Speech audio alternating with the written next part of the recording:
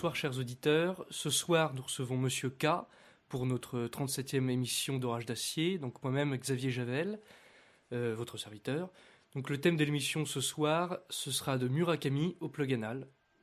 Donc ce soir, nous allons étudier les liens entre la politique et l'art contemporain, notamment précisément pendant la période de la Manif pour tous. Donc il y a quand même des éléments assez hétérogènes dans ce sujet. On a par exemple justement Murakami qui est quand même extrêmement différent du Peace Christ qui est antérieur à ça. Le cas de McCarthy avec son plug anal ou son sapin comme vous voulez. Est-ce que vous pouvez nous dire, Monsieur K, comment tout ça a commencé? Oui, Xavier, comment est-ce que tout ça a commencé? En fait, les militants de la manifestation pour tous, ceux qui seront là, ceux qui sont venus ce week-end, tandis que nous enregistrons, en fait, ignorent très largement les événements qui ont précédé la constitution de la manifestation pour tous, son cœur atomique, et comment tout ça, en fait, s'est préparé secrètement dans l'année qui a précédé, autour de la question centrale de l'art contemporain. Je me souviens que lorsque nous avions fait notre première émission sur l'art contemporain, j'avais pour projet en fait d'aborder ce sujet, mais évidemment c'est un sujet un peu trop pointu, un peu trop précis. Nous voulions lors de cette première émission parler surtout des conditions d'émergence de l'art contemporain, quelles étaient ses limites, quels étaient ses grands ressorts, en particulier les ressorts de l'argent, de la spéculation, et puis sur le plan strictement esthétique, de l'avant-gardisme, d'avant-gardisme qui se répète depuis le début du siècle dernier. Euh, il m'a semblé intéressant d'aborder la question de l'art contemporain dans ses relations directes avec le politique, et en particulier avec cet événement qui a compté pour toute notre génération, qu'a été la Manif pour tous, malgré ses limites à elle aussi. Alors comment est-ce que tout ça a commencé? Eh bien, tout ça a commencé en fait autour de la coordination de sauvegarde de Versailles, qui s'appelle Coordination Défense de Versailles, animée par Arnaud Aharon Upinski, qui est un monsieur de peut-être une petite soixantaine d'années, qui est un intellectuel français, qui était un homme d'entreprise aussi. Il a été longtemps conseiller dans l'industrie française. C'est un monsieur que je connais un peu, j'ai cette chance. Il a parfois un caractère un peu cassant, il est parfois difficile à suivre, mais en tout cas c'est un homme d'une intelligence supérieure. Et il a écrit un livre très important que je recommande à ceux qui le pourraient de se le procurer, qui s'intitule La parole coupée ou la tête coupée. C'est un livre en fait de linguistique. Il faut savoir que monsieur Upinski est un linguiste et un logicien de génie. C'est par exemple lui qui le premier a réussi à faire condamner, il a créé une jurisprudence en fait sur la question du plagiat, sur des plagiats un peu plus élaborés que les plagiats habituels, c'est-à-dire où les mots sont repris à l'identique. Bon ça, les juges n'avaient pas trop de difficultés à l'établir. Mais monsieur Upinski a réussi pour un de ses ouvrages, d'ailleurs je crois que c'était celui-ci ou un autre, la parole de la tête coupée, à faire condamner un de ses plagiaires sur la base justement d'une démonstration logique. Monsieur Upinski a d'autres cordes à son arc, il est aussi un des grands spécialistes français du sensuaire. Il a prouvé, me semble-t-il, sur le plan de la logique, que le sensuaire ne pouvait être qu'une relique et pas seulement une icône, comme le dit aujourd'hui l'Église de Rome. Elle est une relique, c'est-à-dire qu'elle est une trace réelle de la passion du Christ. Il l'a prouvé comment? Là encore, par un travail de logique, un travail de logicien, un travail sur le logos, qui est un peu le cœur de sujet de son très important livre dont je rappelle le titre, donc La parole ou la tête coupée. Monsieur Upinski a identifié très tôt, dans les manœuvres qui se tramaient autour du château de Versailles, en particulier du temps de la direction du domaine par monsieur Ayagon, et précédemment encore lorsqu'il était ministre de la Culture, le château de Versailles a toujours été très convoité par la secte, par la clique de l'art contemporain, parce que la logique, c'est de cannibaliser le patrimoine du château de Versailles en l'espèce, mais plus généralement, on l'avait vu lors de cette première émission, pour l'art contemporain, c'est toujours intéressant d'être invité dans des musées, d'exposer près de grands monuments du passé, de monuments de l'art, en particulier des siècles qui nous ont précédés, afin de pouvoir tirer finalement une partie de sa substance, de dériver une partie de son énergie du patrimoine. Et cette entreprise, à grande échelle en fait, entreprise auprès du château de Versailles, était à l'époque au profit de Murakami, cet artiste new-yorkais que l'on a présenté un peu partout comme japonais, alors qu'il est essentiellement américain et new-yorkais malgré son nom, L'art new-yorkais, là je renverrai aux travaux de Aude de Queiroz sur ce qu'a été l'art new-yorkais et aussi aux travaux plus liés, je dirais, à la politique étrangère et aux logiques d'influence des États-Unis dans les travaux de Christian Arbulot, directeur de l'école de guerre économique, qui s'était intéressé à la question des commissaires des âmes et la manière dont la CIA et tout un ensemble de satellites, disons, de l'État profond américain se sont passionnés pour la culture européenne afin de faire pièce à l'influence du Parti communiste dans les milieux culturels, qui, je le rappelle, à l'issue de la Deuxième Guerre mondiale, était totalement sous l'influence du Parti communiste. Avec des figures comme Münzenberg, par exemple, qui est un des grands noms du Comintern, qui s'occupait des intellectuels, des compagnons de route, disait-on à l'époque. Dans cette logique, l'art contemporain s'est développé à New York, à l'ombre des think tanks américains, et Murakami, finalement, n'est que le reliquat, n'est que la trace archéologique, finalement, de ces années 60, 50, 60, 70, de cet art subventionné, de cet art subversif et subventionné, à la fois par, je le disais, les think tanks américains, mais surtout par tous les pouvoirs publics d'Europe occidentale qui, en fait, ont cédé au chic de l'art contemporain, qui n'est ni contemporain et qui, surtout, n'est pas de l'art, mais bon, ce serait l'objet d'une autre émission. Pour continuer sur mon propos, sans être trop long, Murakami s'était mis là comme un parasite sur le dos du château de Versailles pour en tirer la substantifique moelle et y faire vivre des œuvres aussi abscondes que le Homard, qui a fait couler beaucoup d'encre à l'époque. On a eu précédemment déjà le cas, toujours avec la même bande autour d'Ayagon, avec Kuntz, qui nous avait exposé, vous savez, ces chiens géants qui imitent les figures que font les camelots dans les fêtes foraines avec des ballons. Et puis on avait eu ce lustre en tampon hygiénique féminin d'une artiste française dont le nom m'échappe, mais ce serait facile de retrouver. Voilà, un petit peu toute cette logique de mise en scène de l'art contemporain dans le cadre prestigieux du château de Versailles, opération spéculative et de dégradation du patrimoine auxquelles se sont opposées deux grandes personnalités. D'abord et avant tout, je dirais à tout seigneur, tout honneur, Sixte-Henri de Bourbon-Parme, qui est un ami et que je salue s'il nous écoute, qui en tant que descendant de Louis XIV a voulu défendre le patrimoine non seulement de sa famille, je dirais avec un caractère privé, le patrimoine moral, spirituel de sa famille, mais aussi le patrimoine national en tant que prince français. La deuxième personne, ça a été donc monsieur Arnaud Aron-Upinski, qui, en coordination et sous le je dirais, le patronage spirituel de Sixte-Henri, a mené les opérations contre la clique de l'art contemporain.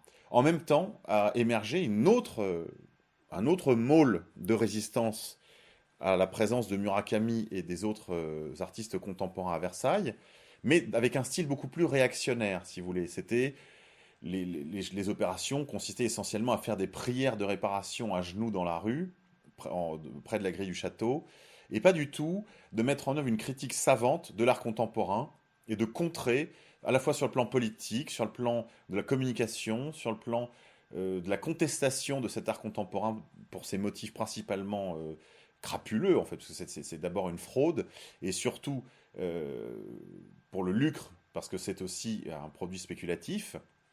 Tous ces aspects-là qui occupaient beaucoup la coordination défense de Versailles étaient finalement assez peu présents dans le deuxième môle de résistance, qui lui était plutôt, disons, sans offense pour personne, un profil de catho-traditionnaliste, qui était choqué dans leur sensibilité, bien sûr, mais qui, à mon avis, n'avait pas du tout les outils pour résister, et qui finalement, on le verra tout à l'heure, ne servait finalement que de faire valoir à ces œuvres qui se veulent toujours subversives, dérangeantes, dans leur époque, et remettant en question, évidemment, les institutions, etc.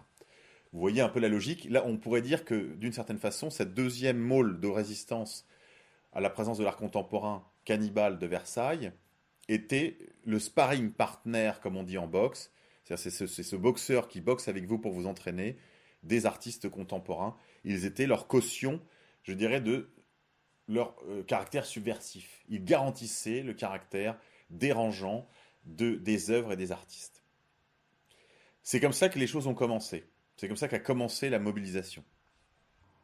Donc on aimerait savoir, entre les années 2011 et 2013, qu'est-ce que ces mouvements de résistance ont fait, qu'est-ce qu'ils ont apporté et qu'est-ce qu'ils sont devenus. Alors, la première chose, on peut dire que quand même des victoires ont été remportées à Versailles. Monsieur Ayagon, je crois, n'est plus en fonction, ou s'il l'est encore, en tout cas, ça a abrégé son séjour, ça j'en suis presque sûr.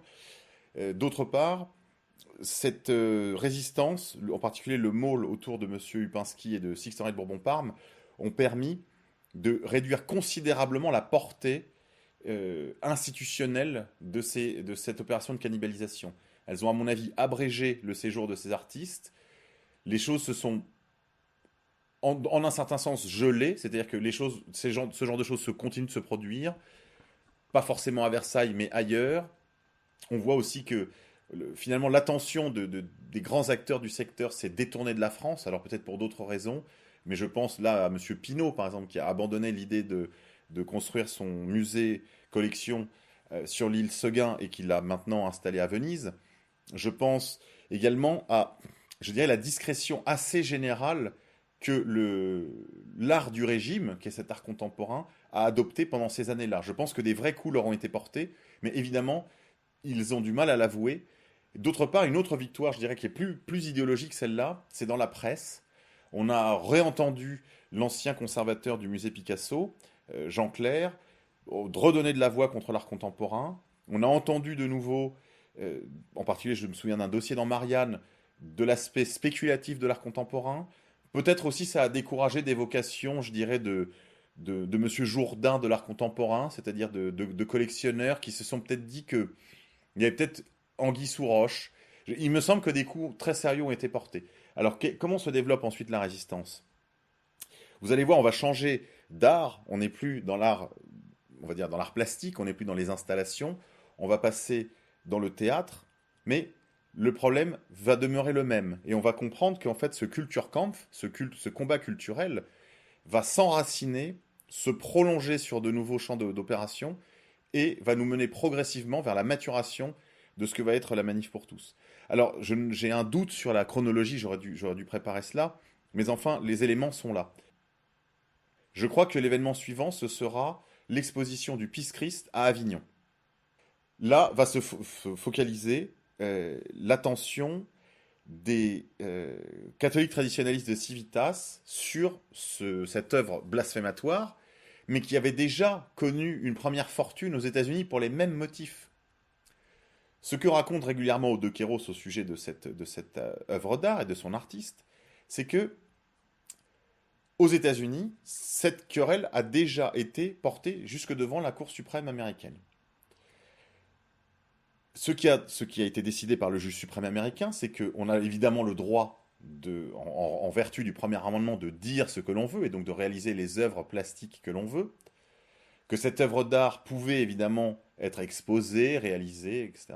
Ça ne faisait pas de difficulté. Mais qu'en revanche, les artistes de ce genre ne pouvaient pas s'attendre à ce que de l'argent public vienne subventionner leurs opérations, leurs expositions. Je pense que vous confondez deux trucs bien précis qui sont vraiment l'art subventionné et l'art privé. L'art privé, c'est ce dont on parle actuellement, qui n'a pas besoin de subvention.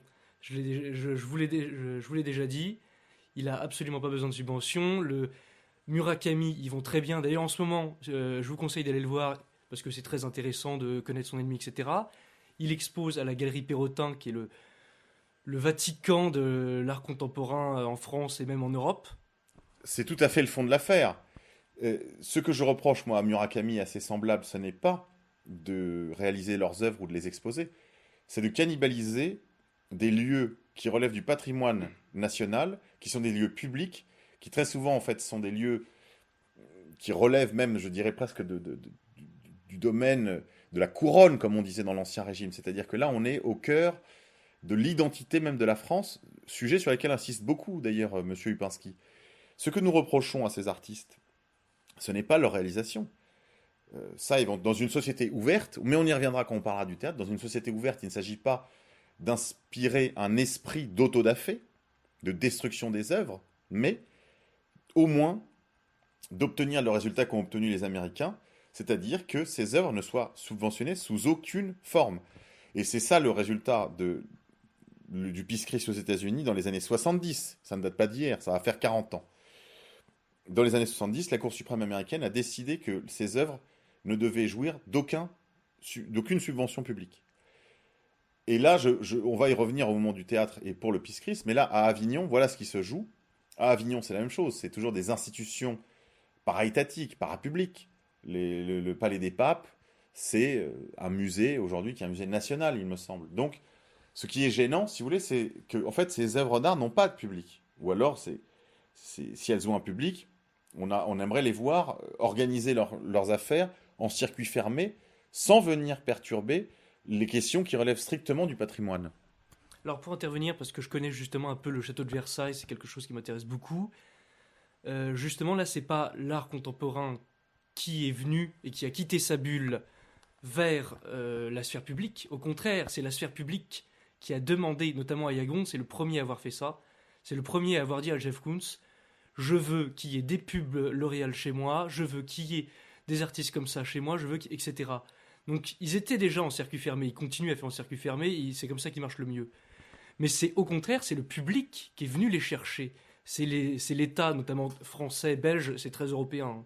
Ça marche pas autre part. On verra jamais ça en Corée, par exemple. C'est l'État qui est venu les chercher pour dire pitié, faites-nous ça. Je comprends, ça change pas grand-chose à l'affaire. Je cherche pas, moi, des coupables. On est en combat. Non, mais il y a une association de faits entre les artistes et ceux qui les promeuvent. De toute façon, les artistes en profitent. Et d'une certaine façon aussi, rien ne les y oblige. Hein, on peut très bien ne pas accomplir un acte que l'on jugerait soi-même, je dirais, contraire à ses projets, subversifs par exemple. D'accord ? Donc, quel que soit le responsable, la chose, il n'en demeure pas moins que au moment de l'exposition du Peace Christ à Avignon, il va y avoir des manifestations assez importantes organisées par Civitas, mais sur le style un peu du môle de résistance de Versailles, le second môle dont je parlais, c'est-à-dire prière de réparation, grande croix, citation de l'écriture, un style assez réactionnaire, assez peu engageant et finalement très caricatural, et au regret de ceux qui, justement, ont engagé ce combat contre l'art contemporain sur un pied d'égalité d'une certaine façon, en opposant aux promoteurs du non-art contemporain, du non-art officiel, en opposant des arguments raisonnables, rationnels, cultivés. Une critique cultivée du non-art officiel. Et ensuite, proposant justement d'autres alternatives en matière d'esthétique. Je pense par exemple aussi aux opérations, je dirais, accessoires, aux escarmouches, organisées à peu près à la même époque, par M. Upinski, à Versailles toujours, pour protester contre la sortie du film Les Adieux à la Reine, qui est un film qui mettait en scène une Marie-Antoinette lesbienne, incarnée à l'écran par une actrice allemande, d'ailleurs charmante, qui a donné des couvertures à de nombreux magazines homosexuels. Enfin, là, on avait vraiment affaire à une opération montée de toutes pièces, qui venait d'ailleurs, d'une certaine façon, clore le cycle ouvert par le film de Sofia Coppola, qui n'a pas que des qualités, mais qui enfin avait été un immense succès mondial, et qui avait d'ailleurs inspiré une sorte de revival Marie-Antoinette, à la fois sur le plan de la mode, sur le plan de mobilier, sur le plan même à Drouot, on a vu un renouveau du style Louis XVI, et ce genre de choses. Donc on assistait bien à une campagne finalement qui commençait à se multiplier sur différents théâtres d'opération, et tout cela nous amenait progressivement vers les théâtres qui vont être le moment de focalisation de l'attention avant les grandes manifestations pour tous.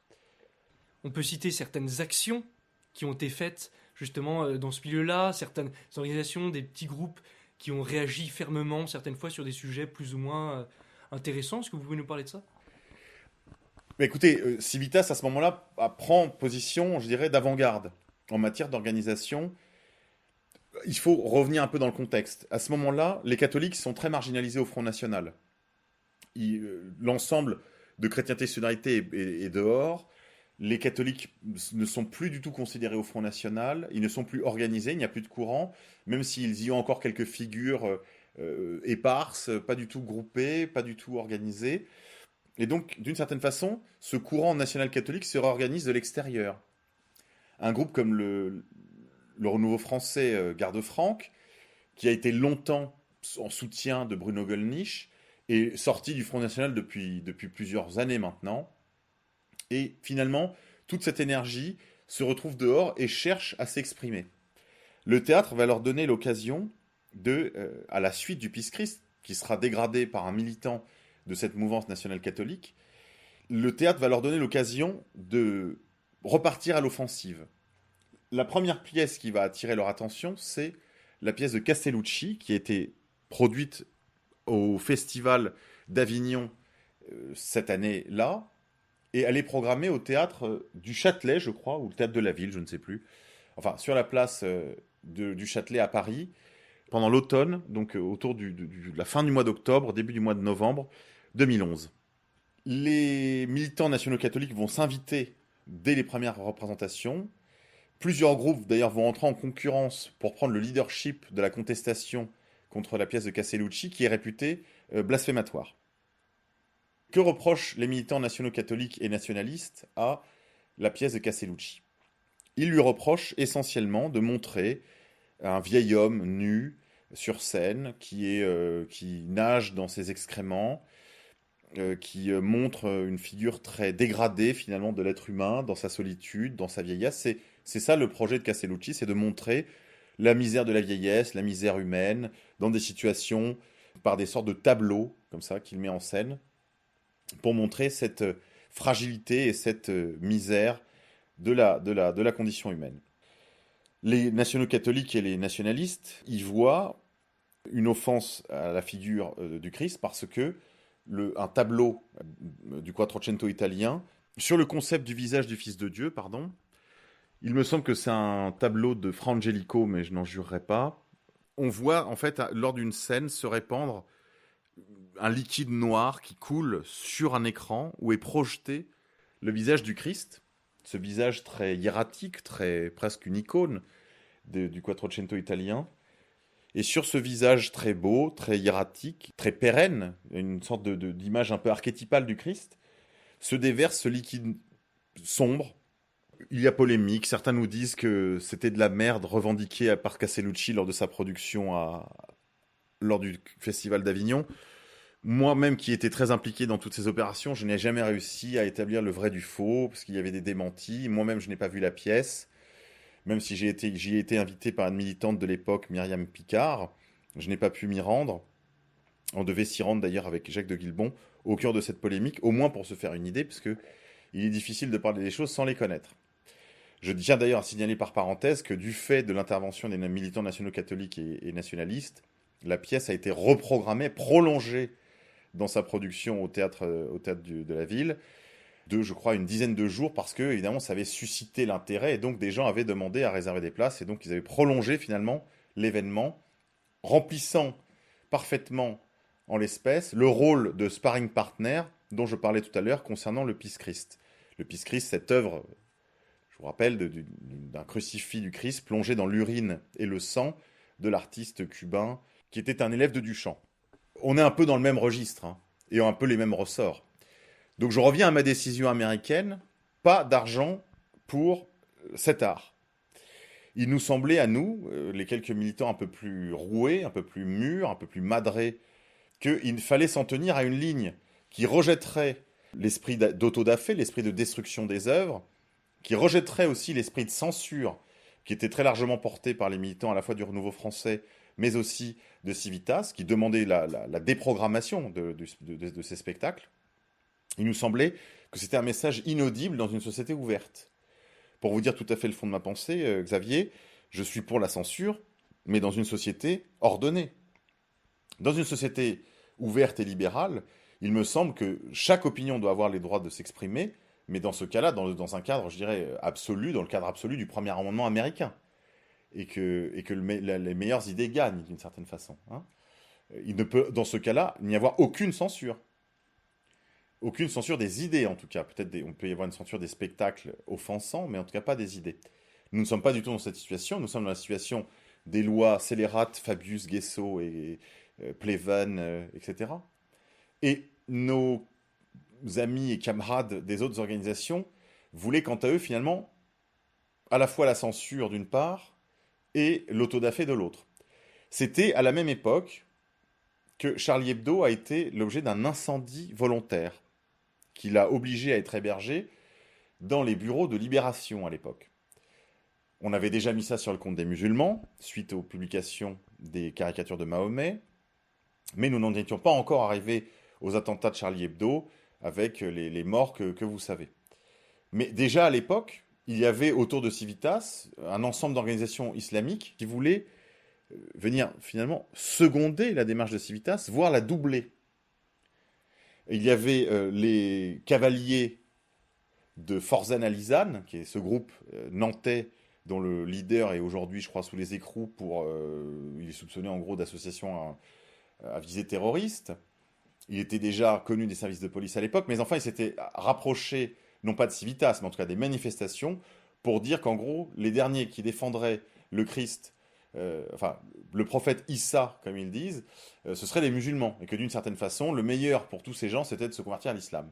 Mais une position plus modérée, relevant plus des hommes de bonne volonté, avait été endossée par un groupe de musulmans, qu'on voyait d'ailleurs déambuler avec des vêtements un peu médiévaux. Ça avait beaucoup de gueule, mais eux s'étaient approchés de Civitas avec un ton beaucoup plus amical, beaucoup moins revendicatif, beaucoup moins défiant, et simplement ils demandaient le droit de manifester auprès de Civitas, qui, je crois à l'époque, avait opté pour voisiner avec eux dans l'esprit qu'on a par la suite intitulé le front de la foi. Le front de la foi. Ce que Caroline Fourest, évidemment, très habilement, qualifie, elle, de syndicat des extrémistes religieux. Toujours pour pouvoir faire le parallèle entre christianisme, judaïsme, donc islamisme, judaïsme orthodoxe et catholicisme intégriste. Bon. Tout ça ressemblait diablement quand même à des caricatures. Hein. Sans vouloir reprocher rien à personne, vu de dehors, vu pour le grand public, pour Madame Michu, tout cela semblait un peu ridicule. Il y a un autre aspect qui a semblé très ridicule, c'était l'attitude des jeunes filles qui commençaient déjà, je dirais, à jouer un peu les vierges, qu'on emmenait au Lion, qui exhibaient, lorsqu'on les mettait dans les bus de la préfecture de police, leurs bracelets, elles exhibaient leurs menottes, et elles étaient dans une logique, quand même, et ça c'était l'aspect tout à fait positif de ces événements, dans une logique très antigonienne. Elles se voulaient antigones, elles se voulaient délibérément en violation de la loi, d'une loi scélérate, d'un ordre civil scélérat qui permettait tous les abus, tous les blasphèmes.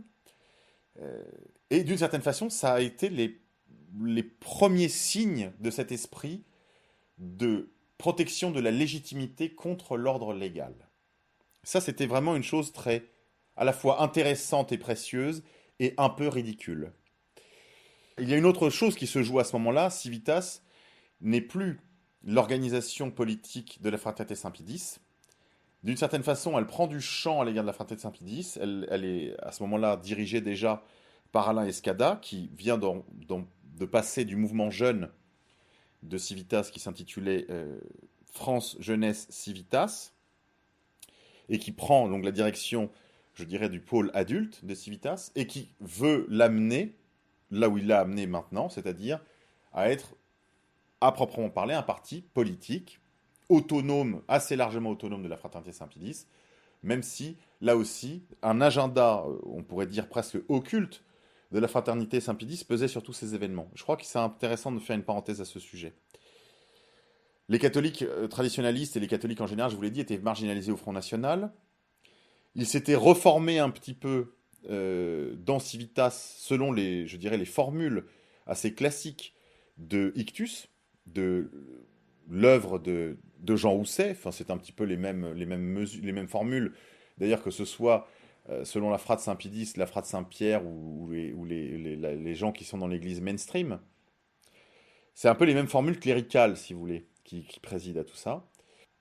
Tout ça pour dire que Civitas, à ce moment-là, est en pointe. Le renouveau français, je dirais, vient là en renfort très sérieusement. Et l'Action française ne veut pas se voir dépouillée de son magistère supposé sur ce segment politique. Donc chacun, finalement, va essayer de faire des actions d'éclat. Il n'en demeure pas moins, et ça c'est le plus important, que deux sacralités vont se croiser sans jamais se rencontrer. Je m'explique. les gens qui viennent au théâtre pour regarder Castellucci. Pour eux, la culture, c'est le sommet des activités humaines. Pour eux, c'est ce qu'il y a de plus noble, de plus haut, de plus beau dans la vie humaine, c'est ce qu'ils appellent la culture, qui est pour eux, en fait, une véritable religion de substitution. N'ayant, pour la plupart d'entre eux, aucune vie intérieure, aucune vie religieuse, leur vie intellectuelle et spirituelle se résume à la culture, qui d'ailleurs, de plus en plus, est rabattue sur la culture de masse. C'est-à-dire que le cinéma, même d'auteur, est totalement intégré à l'industrie du spectacle. Et en fait, progressivement, la culture devient synonyme de spectacle et le spectacle devient synonyme de religion pour cette bourgeoise bohème du centre-ville de Paris. De la même manière, cette jeunesse qui, elle, est profondément catholique, qui s'est reformée dans des cercles de formation, que ce soit à Civitas, dans les cercles de l'Action française ou dans les universités d'été et d'hiver et les différentes sessions du Renouveau français, ces jeunes gens, leur sacré, il est religieux, proprement religieux. Il est catholique. Il est même catholique, souvent traditionnaliste. Et ces jeunes gens considèrent que ce qu'il y a de plus haut, évidemment, c'est Dieu, et que toute figuration de Dieu qui le blasphème, qui le mettrait en difficulté, qui montrerait même ne serait-ce que, et c'est ce que fait Gibson, je le dis par parenthèse dans son film La Passion du Christ, qui a beaucoup plu à cette droite-là, mais qui, visiblement, n'a pas vu le parallèle avec Castellucci dans son spectacle. Le Christ était vraiment souillé de boue, de sang, toutes les immondices de ce monde, raison pour laquelle son père l'a envoyé dans cette mission salvifique de l'incarnation. Et Castellucci, ça il le sait parce que Castellucci est un véritable chrétien, parce qu'il est italien. Malgré le fait que Castellucci, je crois, ne doit pas être un fidèle de l'Église catholique à proprement parler, il est profondément marqué par une culture catholique, comme le sont tous les intellectuels, artistes italiens. Le principal grief que l'on pouvait avoir à l'égard de Castellucci n'était pas qu'il montrât le Christ souillé, mais qu'il fasse de l'art contemporain. On va y revenir. À ce moment-là, quelqu'un qui a une voix dans l'Église, et qu'on va revoir pendant la Manif pour tous, l'abbé Grosjean. L'abbé Grosjean, un abbé assez mondain, qui va être un des abbés qu'on verra ensuite sur les plateaux de télévision au moment de la Manifestation pour tous, qui est un abbé versaillais, qui a un blog, qui est un abbé bien en vue, bien en cours, mais qui malgré tout, d'une certaine façon, s'est bombardé, d'une certaine façon, porte-parole d'une partie de cette jeunesse qu'on verra dans les cortèges de Frigide Barjot. Eh bien, l'abbé, lui, va venir en défense de Castellucci. D'abord sur les aspects, je dirais, strictement sur les contenus de son théâtre, c'est-à-dire sur son contenu authentiquement catholique, et plus grave, en revanche, sur la forme, il va défendre la forme de l'art contemporain. Là, il y a deux incompréhensions. Je vous ai parlé de deux sacrés qui se croisent. Parce que quand les militants du Renouveau français viennent avec une banderole perturber le spectacle de Castellucci, c'est exactement comme quand les Femen viennent interrompre le culte catholique à Notre-Dame pour s'y exhiber. Pour un bobo qui est dans la salle et qui contemple le spectacle de Castellucci, une interruption d'une pièce de théâtre, c'est un auto-da-fé aussi grave que pour un catholique, l'interruption d'une messe par des Femen à poil. Vous voyez ? Et en fait, il va y avoir ce croisement de deux sacrés qui ne se rencontreront jamais, qui ne peuvent même pas se comprendre. C'est que le seul fait de poser cet acte est inintelligible pour celui à qui on est venu expliquer qu'il en allait bien nascer des pièces blasphématoires et de la culture de mort qui innerve toute une partie de la culture occidentale. De la même manière, il y a eu inintelligence, je dirais, de ce segment droit de l'opposition au théâtre de Castellucci, qui s'était déjà opposé à Versailles et qui s'était opposé aussi au Pisse-Christ. Il y a eu une inintelligence de l'événement, de la même manière qu'il y a eu une inintelligence de l'art contemporain, de la part de l'abbé Grosjean, ce qui fait qu'en fait, là aussi, l'abbé Grosjean, voulant finalement instruire, édifier cette jeunesse catholique, a totalement raté le coche. Totalement. Ceux qui ont peut-être raté un peu moins, c'est en l'occurrence, c'est Jacques de Guilbon et ses amis qui ont essayé de jouer je dirais l'arbitrage, l'équilibre, un point partout. Jacques de Guilbon a pour habitude, lui qui est un grand lecteur de Bernanos, de ne jamais donner raison aux catholiques militants qu'il trouve souvent imbéciles au sens, et je mets des guillemets, au sens de Bernanos, c'est-à-dire des gens qui ne comprennent pas le sens justement caché des choses, le sens profond des choses. Et là, je dois dire que je ne pouvais que lui donner raison sur un point, c'est que très largement, les opposants au théâtre de Castellucci, de sa pièce sur le concept du visage du Fils de Dieu, se sont très largement trompés d'ennemis. Très bien, maintenant nous allons avoir la pause musicale. Pour continuer ce que vous dites, on voit une création, l'apparition d'une certaine résistance, pour utiliser des grands mots. On voit l'apparition justement de cette résistance qui commence justement, comme vous le dites, avec l'art contemporain et qui va, on le verra, vous allez nous l'expliquer, aboutir à la Manif pour tous. Oui, alors un point quand même, parce que je n'ai pas eu le temps de le dire avant la pause musicale, pardon d'avoir été un peu long, mais c'est que moi j'ai croisé ces jeunes gens qui ont été arrêtés dès lors, dès le théâtre. J'ai croisé ces jeunes filles, j'ai discuté avec eux, j'ai veillé avec eux. J'allais tous les soirs devant le théâtre de Castellucci, donc devant le théâtre de la ville, pour m'entretenir avec eux, voir flairer l'ambiance, comprendre ce qui se passait, ce qui était en train de se jouer. Et j'avais beaucoup de sympathie pour eux. J'avais un désaccord, mais je dirais qui était tout à fait accidentel. Et c'est peut-être ce qui a fait la différence de ton entre moi et mon ami Jacques de Guilbon, c'est que il n'a pas pris le temps de discuter avec ces jeunes gens et il n'a pas vu venir le fait que c'était cette génération qui était en train de se préparer à faire la manifestation pour tous. Personne ne l'a vu venir, ça. Ce qui était intéressant, c'était que ces jeunes gens étaient tout feu, tout flamme, pleins de fougue, ils avaient une foi sincère, et il n'y avait pas que des gens de la fraternité Saint-Pédis ou des traditionalistes, très loin de là, de très nombreux catholiques ont été séduits par, je dirais, le positionnement qu'avait choisi de prendre Civitas sur la question du théâtre.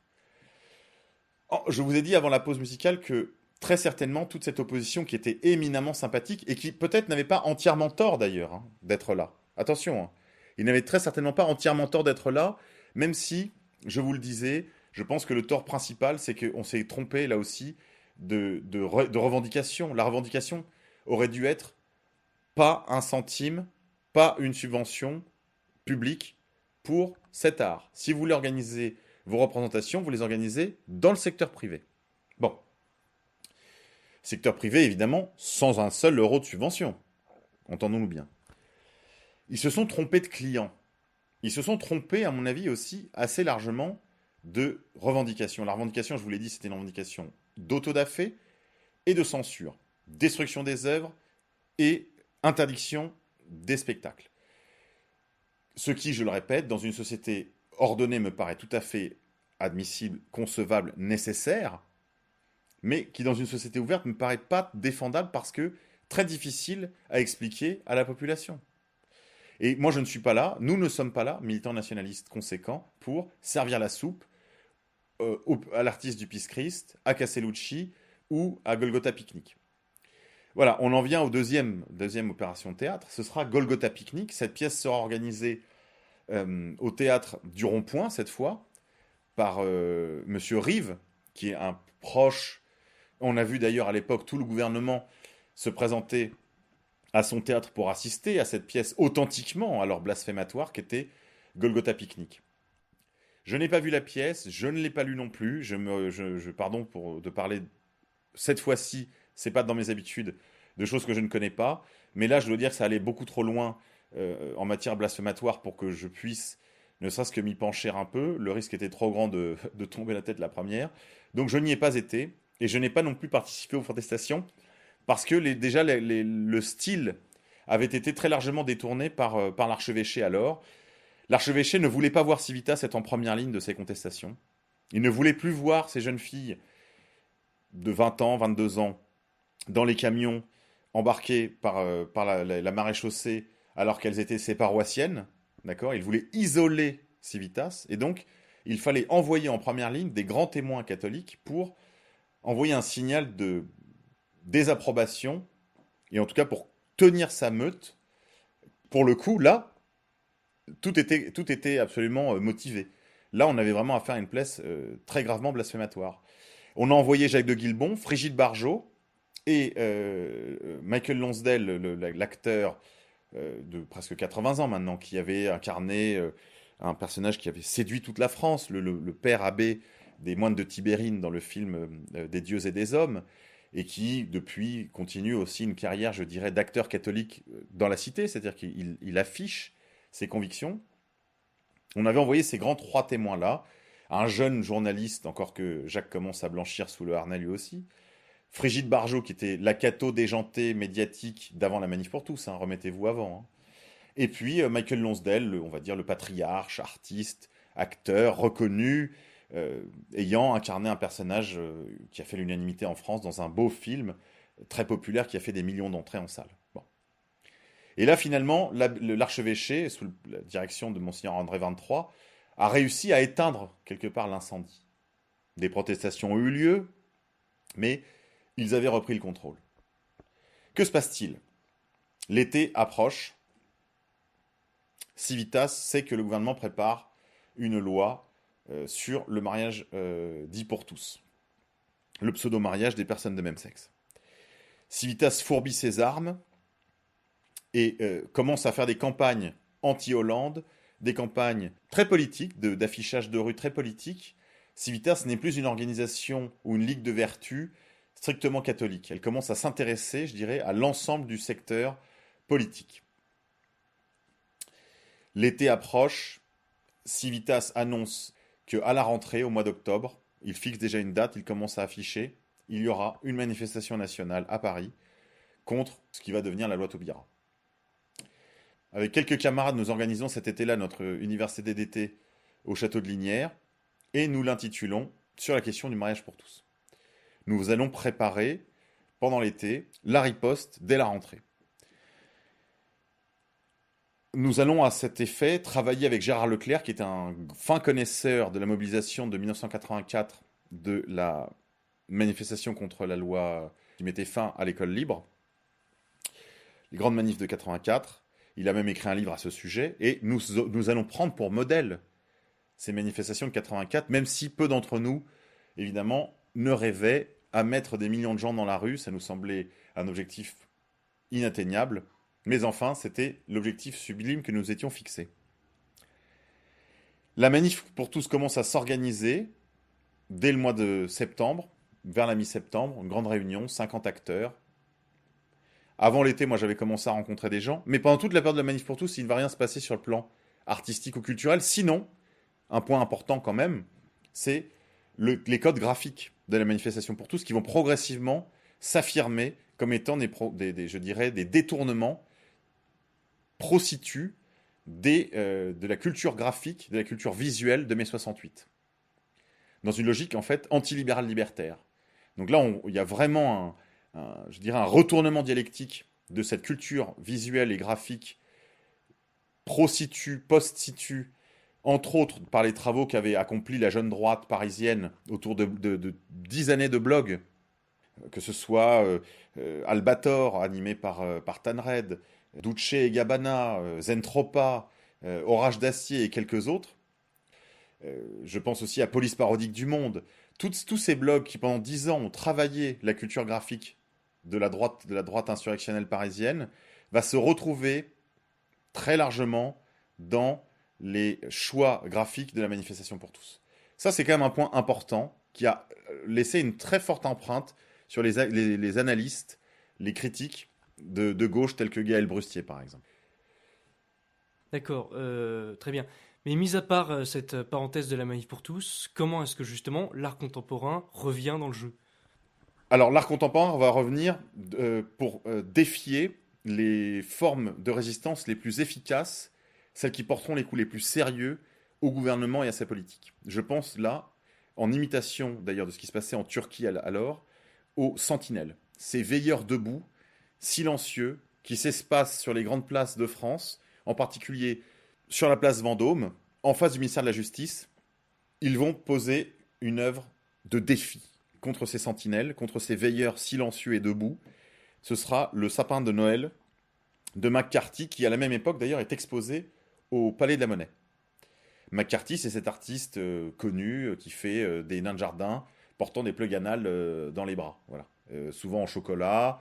On sait à se demander si le chocolat n'est pas là pour évoquer d'ailleurs les défécations humaines. Enfin, on voit un peu l'univers mental de quelqu'un comme McCarthy. Il intitule ce plug anal Sapin de Noël. C'est vrai que c'est un sapin de Noël dans le sens où c'est vert, c'est la forme, c'est au milieu d'une place. Bon, le jeu de mots est évident, le clin d'œil est évident, c'est de l'avant-gardisme d'opérette, mais ça fait son petit effet. C'est-à-dire que, en fait, devant la résistance très sérieuse contre la loi Taubira, le pouvoir va choisir d'utiliser l'art contemporain comme sanctuaire. On va utiliser l'art contemporain comme sanctuaire parce que si celui qui attaque l'art contemporain, celui qui attaque l'art, il attaque la culture, c'est donc un nazi. Et donc si vous attaquez le plug anal, vous attaquez de l'art, et donc vous attaquez, je dirais, la culture elle-même, et donc vous êtes un nazi. Voilà, c'est ça l'axiome, c'est ça l'équation. Et donc, pour se réfugier, ils vont mettre, d'une certaine façon, cette citadelle de plastique que constitue le plug anal, à l'endroit où se réunissaient les veilleurs debout, pour, d'une certaine façon, leur clouer le bec et les intimider par je dirais, la sacralité de l'art contemporain. Après la dégradation du plug anal par un père de famille apparemment d'origine musulmane, la dernière opération, ce sera l'inauguration de la fondation LVMH, où le président de la République sera présent. Ce sera, je dirais, le dernier mouvement de repli stratégique du gouvernement. Ils vont se replier à l'intérieur de la fondation LVMH au Bois de Boulogne, qui deviendra d'une certaine façon le bunker dans lequel ils pourront finir leur quinquennat. La seule réforme que l'on retiendra du quinquennat Hollande, aujourd'hui, d'ailleurs que ce soit les pour ou les contre, c'est la loi Taubira, la loi du pseudo-mariage des personnes de même sexe. Donc, merci beaucoup, Monsieur K, c'était très intéressant. Donc, je vous dis à la semaine prochaine. C'était Orage d'acier avec Monsieur K et Xavier Javel. Au revoir.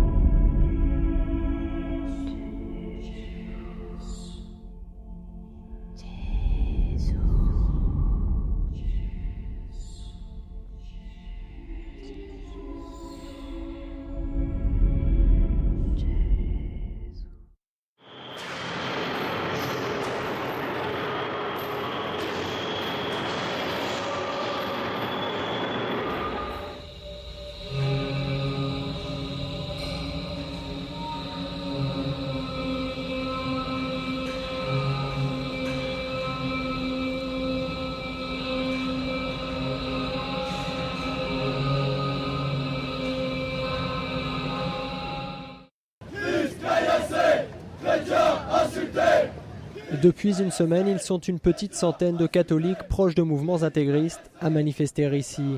La majorité pacifiquement. Tous dénoncent la pièce jouée juste en face, qu'ils jugent christianophobe. On jette des déjections sur le visage du Christ. Donc pour nous catholiques, c'est nous atteindre dans le cœur même de notre foi et de notre religion. L'objet de leur colère, ce Christ, décor de la pièce intitulée Sur le concept du visage du Fils de Dieu. À la fin, il est badigeonné. Quelques intégristes ont protesté plusieurs fois violemment. La direction du théâtre va porter plainte. Il y a eu des agressions dès le premier soir, nous avons été débordés. Le deuxième soir, des individus sont montés sur la façade du théâtre et ont lancé de l'huile sur les spectateurs, de l'huile de vidange, pour interdire l'accès au théâtre. Donc on est sur un acte qui est fascisant. Une pétition de soutien a été lancée. Ses signataires dénoncent une atteinte à la liberté d'expression. On est dans une république laïque. Il y a une loi qui protège la liberté d'expression artistique. Je pense que c'est surtout une occasion inespérée pour certains mouvements d'extrême droite d'exister, de se montrer. L'Église de France a condamné ces protestations violentes, jugeant que la pièce n'avait rien de blasphématoire. En 2011, une nouvelle tendance arrive en France, la christianophobie. La christianophobie, ce n'est pas la peur phobique des chrétiens, mais une hostilité manifeste à l'encontre des chrétiens. Et au théâtre, cette année-là, les chrétiens prennent cher. Pendant le Festival d'Avignon, l'Italien Romeo Castellucci présente Sur le concept du visage du Fils de Dieu. Le passage où le fiston en question reçoit du caca dans les yeux déplaît aux fidèles. Et puis voilà qu'un peu plus tard, l'Argentin Rodrigo Garcia met le feu aux poudres avec Golgotha Picnic. Il y retrace la crucifixion du Christ. à sa sauce d'ancien publicitaire fils de boucher. Un Jésus en jogging pot de pêche multiplie les pains à hamburger et un pianiste clôt le spectacle tout nu devant son instrument. Quand Rodrigo Garcia présente sa pièce en Espagne, pays pourtant fort catholique, aucun scandale. À croire que la mode du complot christianophobe n'est pas encore arrivée sur la péninsule du Ramon. Mais quand la pièce débarque à Toulouse, alors là, c'est le scandale. On se sent insulté par cette pièce qu'on n'a pas vue, bien entendu. Et on se pose en victime, on fait son cateau, quoi. Mais c'est là que le scandale devient exceptionnel. Il fait sortir de leur trou ce qu'on appelle les cathos intégristes. Pour la première de la pièce à Paris, ils débarquent en force, bien peignés et en tenue d'apparat. Ils sont là pour prier. Sauf qu'au théâtre, l'ambiance est tendue. En plus des menaces de mort et du cutter estampillé Christ retrouvé sur place, 2 personnes essaient de bousiller le système d'alarme de la salle. La première se fait donc sous haute surveillance. Centaines de CRS, contrôle de sécurité et d'identité pour tous les spectateurs. Tout le battage autour du metteur en scène argentin se calme dans les jours suivants. Mais il engendre au passage ce qu'on appelle un dommage collatéral. Frigide Barjot. Frigide est une personnalité en mal de reconnaissance qui, après avoir pris de la coke dans tout Paris, a trouvé la foi et l'a fait savoir. Et c'est ainsi que les catholiques deviennent les véritables victimes de cette affaire, se retrouvant affublés d'une porte-parole à la syntaxe douteuse et qui aurait pu figurer parmi les 10 plaies d'Égypte. Vous avez dit punition divine ?